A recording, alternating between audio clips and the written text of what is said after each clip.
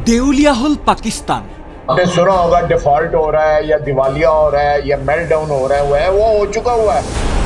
সন্ত্ৰাসবাদী এতিয়া পাকিস্তানৰ নিয়তি। दहशतगर्दी जो है वो हमारा मुकद्दर बन गई। देश गठনৰ পাছত আটাইতকৈ ভয়াবহ সময়ৰে যুঁজিছে পাকিস্তানে। ভাৰত বিৰোধী ষড়যন্ত্ৰত মুক্তভাৱে কোটি কোটি টকাৰ পুঁজি ব্যয় কৰা পাকিস্তানত অৰ্থ সংকটে লৈছে অতি জটিল ৰূপ। অৰ্থ সংকটৰ পৰা পৰিত্ৰাণৰ বাবে হাতত ভিক্ষাৰ জুলুঙা লৈ বিভিন্ন দেশৰ শৰণাপন্ন হ'বলগীয়া হৈছে পাক চৰকাৰৰ প্ৰধানমন্ত্ৰী শ্বাহবাজ শ্বৰীফ আৰু তেওঁৰ সতীৰ্থসকল। কিন্তু ধাৰত পুত গৈ থকা পাকিস্তানক আৰ্থিক সহযোগিতাৰ বাবে এই পৰ্যন্ত আগবাঢ়ি অহা নাই কোনো এখন দেশ।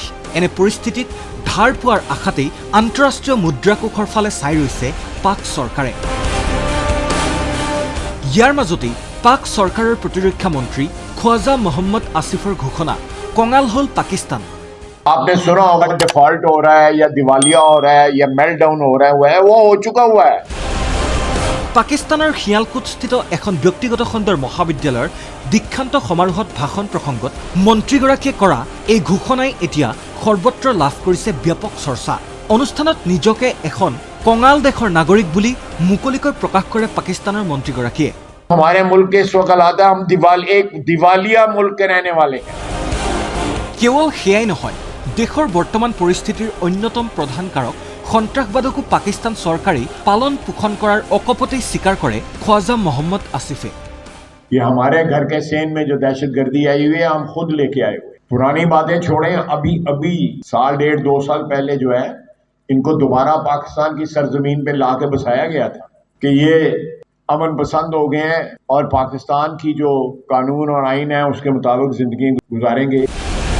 অনুষ্ঠানত দেশক অৰ্থ সংকটৰ পৰা মুক্ত কৰাৰ বাবে গল্ফ ক্লাবৰ চৰকাৰী ভূমি বিক্ৰী কৰি দিয়াৰ পোষকতা কৰে পাকিস্তানৰ মন্ত্ৰীগৰাকীয়ে।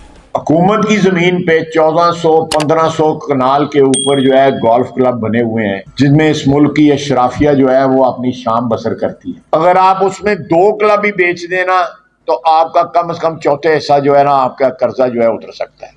आपको ये चीजें उठानी चाहिए। খ্বাজা মহম্মদ আসিফৰ এই ভাষ্য ব্যাপকভাৱে প্ৰচাৰ হোৱাৰ পাছতেই পাকিস্তানত সৃষ্টি হৈছে তীব্ৰ প্ৰতিক্ৰিয়াৰ। International desk ND24।